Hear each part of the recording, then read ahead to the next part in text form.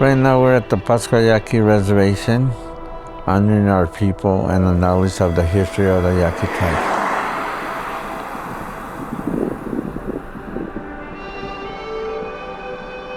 So now I've been carving for 47 years. Right now you are talking to the last traditional wood carver mask maker here in this side in the United States on Old Pascua here in Tucson, Arizona. I am working and teaching people the knowledge that was given to me through my elders. It's about here. That's the spiritual part. Well, traditionally, I go harvest the wood before I enter the forest, the Huyanya, the desert world. I ask permission from the Creator, Mother Earth, that I'm going to take the piece of wood to produce a piece of art that represents my nation. And when I see a piece of wood, I see the image there. It comes to me through the spirit of the art world, the spirit of my people. It's a whole process because first you have to come out with the spiritual part of what you're going to bring out. Then you have to sand it. You have to form it. I do get a big old cottonwood and I split it with a wedge across all the way down and do work on 6 to 8 masks at a time. I do form it first and then I start forming the faces, then I turn it around and I start digging out after the faces are formed of what it's gonna be and dig them out, then I cut them out with some machete.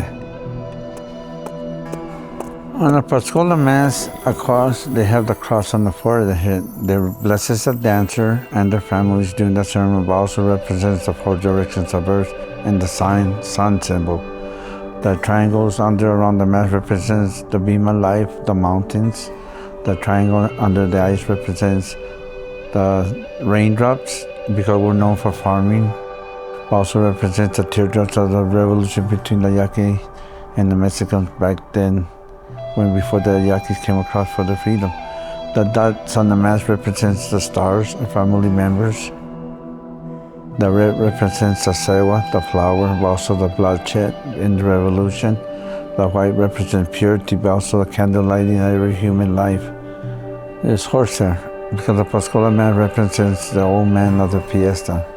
Before the deer dancer can perform, the Pascola dancer has to dance 3 songs to bring the spirit of the deer from the flower world, the sewa anya, to this world, to honor all animals, insects, and human life, not only to bless our tribe, all indigenous tribe, and much as all the world. That's why we don't allow people to take photos of the deer dancer. Once the Creator calls me, my thing is lost and nobody picks up, but that's my dream, because for a while I didn't have nobody learning this. I do have apprentices that are learning, and they're good during the weekends.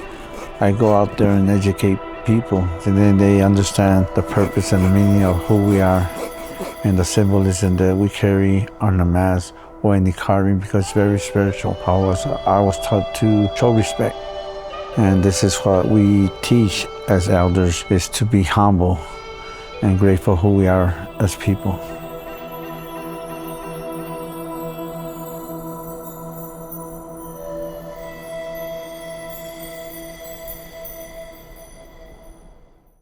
Hi, I'm Tom McNamara, host of Arizona Illustrated.